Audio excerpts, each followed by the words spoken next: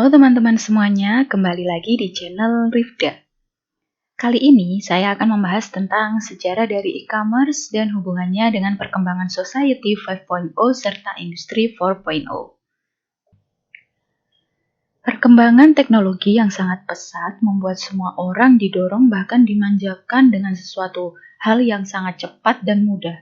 Contohnya, pada sektor perdagangan sudah tidak mengkhawatirkan lagi jika kita melakukan jual beli secara online. Hal ini sangat berbeda jika melihat 10 tahun ke belakang atau bahkan lebih.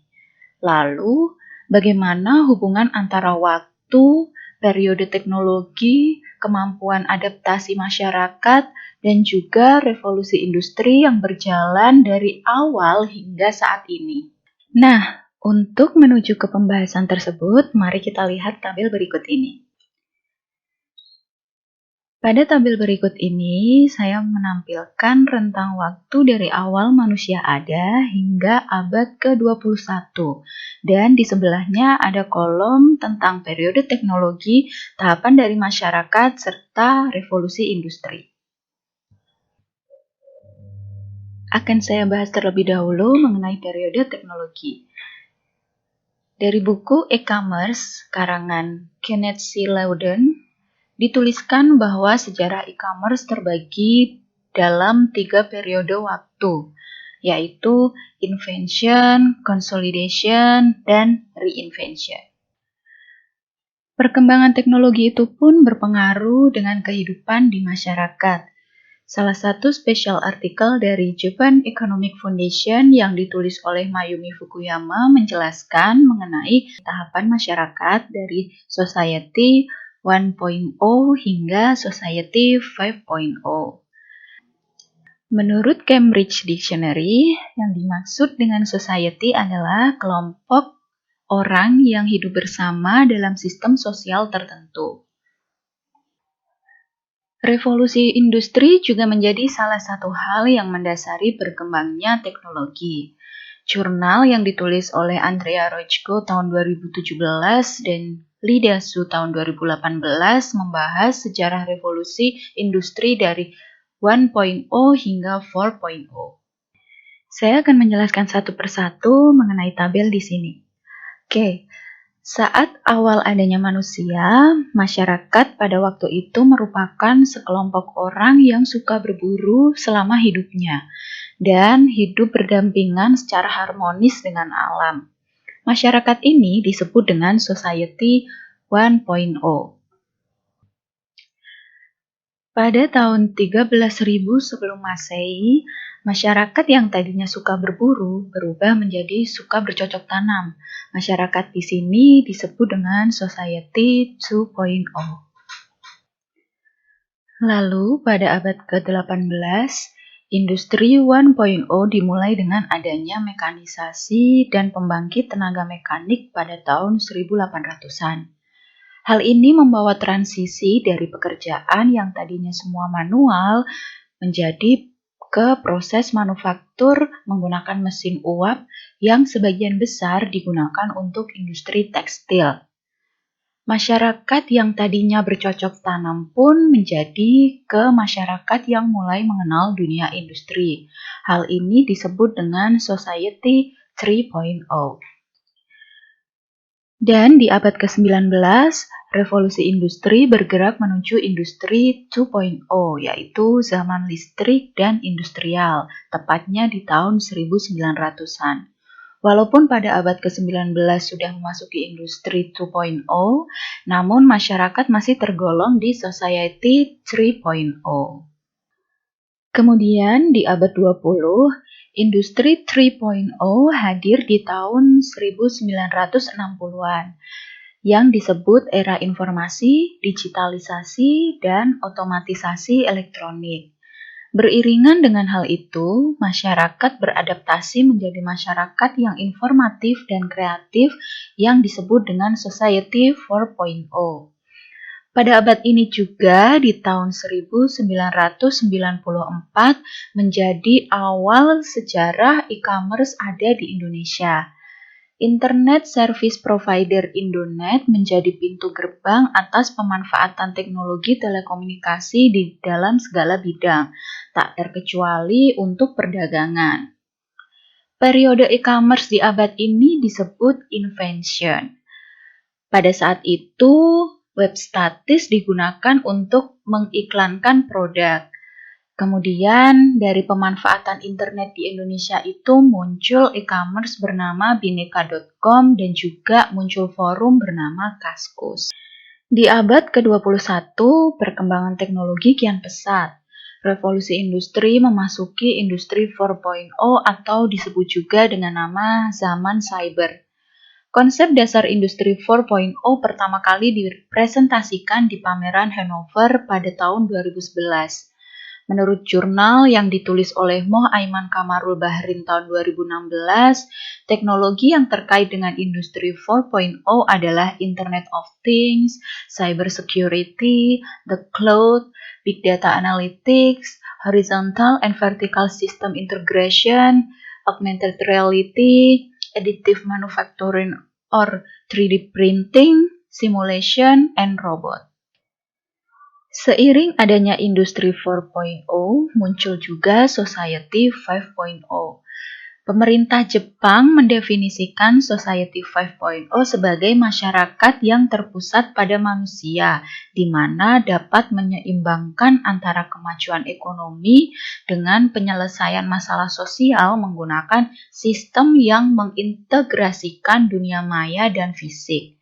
Tujuan dari Society 5.0 adalah untuk mewujudkan masyarakat di mana manusianya itu bisa menikmati hidup sepenuhnya. Society 5.0 juga disebut dengan Super Smart Society. Jika dilihat dari periode perkembangan teknologi menurut Kenneth C. Loudon, di abad ke-19 ini ada periode consolidation yang dimulai pada tahun 2001. Pada periode consolidation, e-commerce tidak hanya menjual produk retail tetapi juga memberikan layanan yang kompleks, seperti layanan pengiriman dan keuangan. Contohnya, Kaskus mulai digunakan untuk perdagangan. Setelah consolidation berakhir di tahun 2006, tahun 2007 muncul periode reinvention beriringan dengan diperkenalkannya iPhone. Hingga saat ini, e-commerce ditransformasikan ke jejaring sosial yang bisa diakses secara luas oleh perangkat seluler konsumen seperti smartphone dan komputer tablet. Dari situlah muncul banyak e-commerce di Indonesia seperti Tokopedia di tahun 2009, Gojek di tahun 2010, dan Bukalapak di tahun 2010.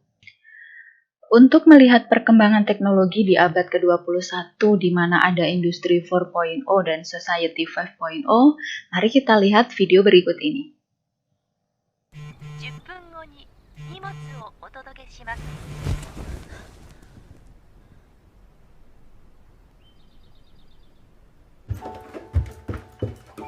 ここはちょっと未来の日本のとある町。時間ぴったり。IoT や AI 技術によって叶えられるソサエティ 5.0 の社会です。おはよう。朝ごはん何にしようかな。スムージーはいかがですか？いいね。そろそろお出かけの時間です。よっ、コロッケパンとミックスサンドいつものお店でお願い。注文しておきます。昨日から血圧が高いみたいですが。あら、そう？おばあちゃん行ってきます。いってらっしゃい。お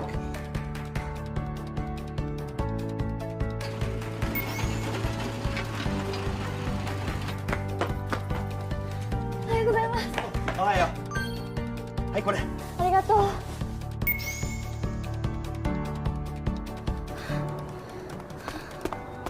危ねえ、間に合った。先輩。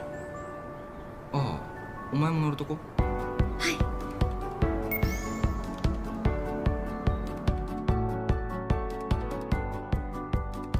未来が楽しみでしょ。なんか言った？